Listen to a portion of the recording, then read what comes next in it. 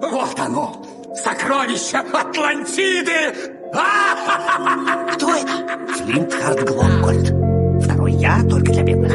Крутим батискаф! У них дядя Дональд. Что?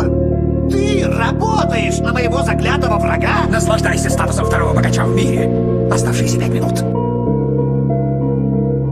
Прошу отметить, к этой ловушке я не причастен.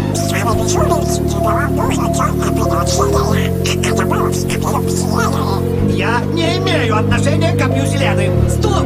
Скрудж как раз пытался уберечь меня от глупостей. Но я сам так увлекся. А что там за лампа на полу? Что? Атлантида перевернута.